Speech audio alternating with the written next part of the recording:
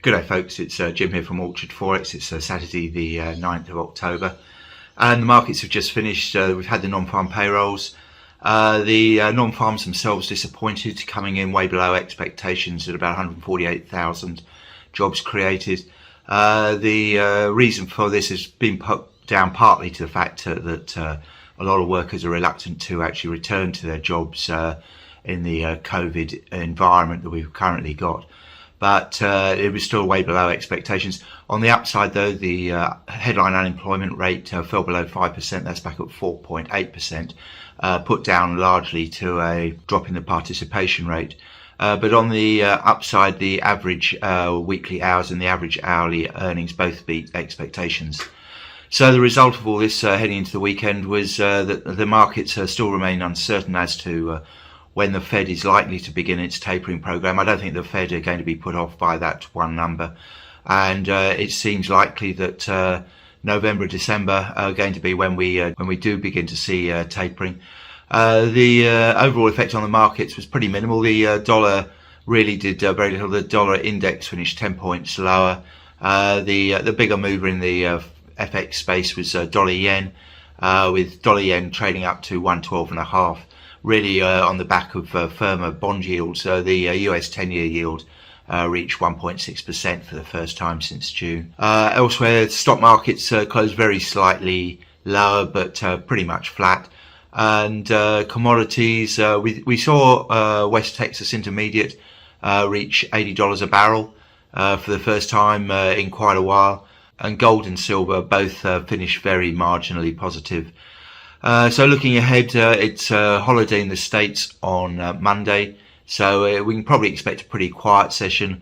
There are bits and pieces out during the week, but we'll go and have a look at the calendar at the end of the video, and in the meantime we'll go and have a look at the charts and see what they've got to say. Okay folks, so we'll start off with a weekly chart of the dollar index as usual, and as you can see, the momentum indicators do seem to be pushing higher. We are coming into some decent resistance around here though, so I don't think really, probably until Wednesday when the FOMC Minutes are going to be released, Monday being a holiday in the States, I don't think we expect too much until at least Wednesday, which is early Thursday in Asia. We've got the 100-week moving average coming in here, sitting here right at current levels really, that's 94.10. We then got 38.2% retracement of the whole move down. That's at 94.5, and then above there we've got the 200-week moving average.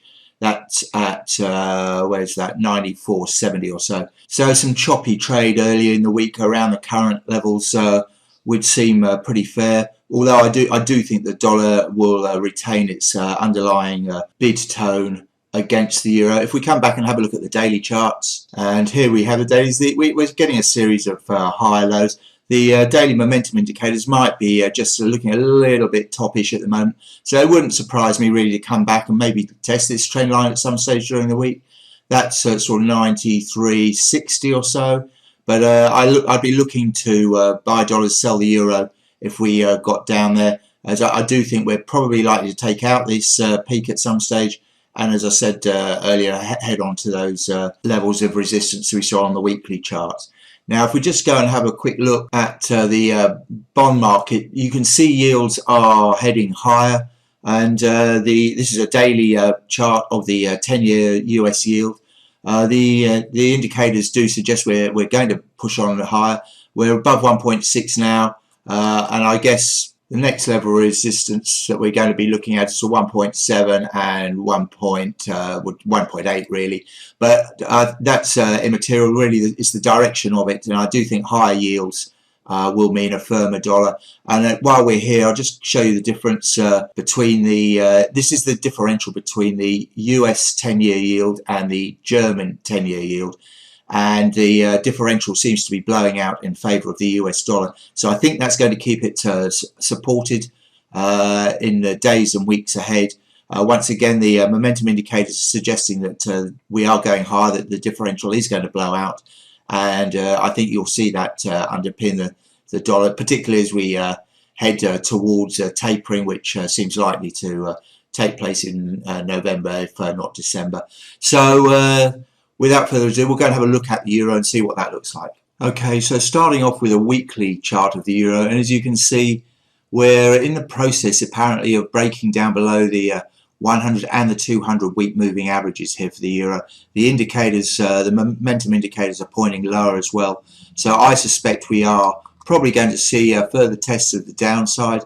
So 115.20 was this low here on Friday. We've got this high coming in here just below 115. So I think that'll be a target. And then we sort of got 114.25 and the 38.2% level on the weeklies at 113.70, which is quite some way off at the moment. But I do suspect that's the direction of it over time. It's coming back nearer home to the dailies. As you can see, we've got this level of support here, but we're trying to break below it. The indicators do suggest they look heavy, a bit like the weeklies, I guess. So my own theory would be to sell rallies. It's currently at 115.75. If we saw a rally to sort of 116, 116.20 or so, I'd be looking to sell into that with a stop loss probably about 116.5, I think, at the moment. The 4-hour charts, we are seeing a little bit of bullish divergence here. So lower lows here, higher lows here. So we could come back and test this minor downtrend. That's at sort of 116. And change, and this high here is at 116.40. So if we were to go above there, then I think that delays any downside for the euro, and we could actually see a bit of a squeeze back up to sort of 116.80, 117, something like that. Once again, though, I'd be a seller if we get there, looking for another leg to the downside eventually. But early in the week, as I say, it's probably going to be choppy. It's a holiday in the States on Monday. And then everyone will be waiting for the FOMC minutes. And also we've got inflation data coming out of the States and Germany on Wednesday, and also from China on Thursday. So they're the main events of the week, really. So we're just chopping around, but looking to sell rallies is the name of the game at the moment. So dollar yen. So here we are, 4-hour chart of dollar yen, and that finished on its highs at 112.25, not 112.5, as I said earlier. As you can see here on the dailies, we've currently right up against this resistance going back to just before we're at the beginning of COVID, really. So that's going to be quite an important level, I think. This so 112.25. If we can break above it, we need to go out to the weeklies now. So if we can break above this 112.25 level, there's not an awful lot to stop us going up to this FIBO point here, so 114, 40, 50 or so. We actually closed the week above the 61.8% level. So, and the indicators do seem to be turning a little bit higher. I put out on the Discord channel earlier in the week that I kind of like Aussie yen, and that's working okay so far. We're going to have a look at Aussie yen in a minute, but I think that's a pretty reasonable trade for the time being, particularly with Australia looking to come out of lockdown, at least in New South Wales. Victoria is a different ball game, but I kind of like the fact that while yields look as though they're heading higher, with tapering on its way and inflation looking pretty sticky to me, I think Aussie yen might be a reasonable play, or dollar yen if that's what you prefer. So we're going to have a look at that. Let me just blow that up a bit so you can see that there. We've closed above the 61.8, and as I say, there's not an awful lot until we get up to these levels here, so 114, 114.5, and I think that's probably going to be the direction of it. Anyway, we'll move forward to sterling just briefly. Right, here we have a 4-hour chart of sterling. I think there's easier trades to be had right now, to be honest. The UK is going through all sorts of difficulties with energy prices, lack of truck drivers. There's all sorts of dire news headlines. So I think I'd probably stay away from sterling. But having said that, it's recovered quite well off its lows of last week. The 4-hour indicator is not telling us an awful lot. The dailies, likewise, it's pretty choppy. I can't really see why sterling should go up much. I think much the same as with the euro, basically sell rallies. The levels, I guess, to look for, probably if we saw it at this or 137.30, which is over 100 points away, but if we saw it up there, 38.2% of this move, then I'd be looking to sell it. But I think there's other things I'd rather look at the moment. One of those being the Aussie, and here we have a daily chart of the Aussie, and the indicators look very mildly positive. So I wouldn't be surprised to see a test of slightly higher levels. we've got these highs going back here. I think any movement's going to be pretty slow, to be honest. We have got Australian unemployment, I think, on Thursday, but the 100-day moving average is not for another 100 points away, and I don't think we're going to get there ahead of that. So I'd be looking to trade a range, probably about 73.10 at the moment. Let's go back to a 4-hour chart. If we got back down under 73 to this sort of 72.80 level, I'd probably be looking to buy it early in the week. But equally, these highs up here, 73.70, between 73.70 and 74, I'd probably be looking to sell it, at least until the unemployment numbers. But overall, I kind of like the Aussie. As I say, New South Wales seems to be coming out of lockdown, so that'll open up the economy somewhat and should underpin the Aussie a little bit, I think. So I prefer to be long than short. And as I say, I think if you don't want to trade it against the US dollar, Aussie yen doesn't seem a bad bet to me. I won't go into the Kiwi too heavily. That's it's chopping around. The RBNZ raised rates during the week. That was pretty well written into the market price, though. The Kiwi since dropped, and then it's just chucked around here. 4-hour charts are not telling us anything, so maybe look to buy Aussie Kiwi. That might be a trade. But at the moment, I think there's better things to look at. We're just going to have a look at Aussie yen while we're here. Okay, so here we have a 4-hour chart of Aussie yen. Now I put out a kind of buy signal, I guess it was on Tuesday or Wednesday, when it was down around sort of 81. It was about down around 81.20, I think it was. So it's performed reasonably well. We're now approaching resistance at sort of 82.30. Maybe lighten up there for the time being if you are long. But I think if we do see a dip back down towards these previous highs here, so 81.40, 30.40, I'll be looking to buy it again. Eventually, I think we're going to break to the top side, and if we do get above this 82.30.40 level, 82.80 will be the next port of call, above which there's not an awful lot until this high back here, which is 83.30, and then sort of basically 84. So that's the 4-hour charts. The dailies not telling us an awful lot. The indicators might be winding up to go a little bit higher. We've closed, let me just blow that up. We've closed above the 100-day moving average, and we're going to approach the 200 at sort of 82.30.40. That's going to be sticky resistance, which comes into line with this trend line here. So like I say, I would take some profit on the first attempt, but any dip back I'll be looking to buy it, because I think eventually we are likely to head higher. Okay, so moving along to the commodities, there's not an awful lot to say on gold and silver, but oil we'll have a look at. Okay, here we have a weekly chart of West Texas, and it touched $80.10 a barrel on Friday. So that's the first time it's been up at $80 a barrel since 2014. And it looks to me as though it could go higher still. So as with last week, I'm a buyer of dips, looking for another test of 80. We're currently at 79.5. But the next FIBO level, 80, it's 83.65, I think it is, 83.70, there we go. So that's my initial target. Further out, a lot of analysts are calling it much higher, back to $100 plus a barrel. Certainly the weekly charts look positive, and so do the dailies here. So I'd be wanting to trade this definitely from the long side. If the economic growth does start to accelerate, then demand for oil is only going to go one way. So as I say, buying dips is the name of the game. We'll have a quick look at gold, and here we are with a weekly chart of gold, and we're hugging the 100-week moving average, really. The weekly indicators slightly negative. The dailies are pretty much flat. It wouldn't surprise me to have a test of this 200 and 100-day moving average, the pink and blue lines here. They're at about 1800. So out of choice, I think I'd rather be buying dips, but I'm not really too enthused either way. Longer term, I remain quite bullish on gold, but I think we've still got some choppy work to do ahead of us for the time being. If the US dollar does strengthen, of course, which I think it's going to, gold is going to find the upside pretty difficult to come by. There'll be a lot of headwinds for that, so it may be that we trade in an 1800 to 1700 range with these lows down here, 1675. That's important support.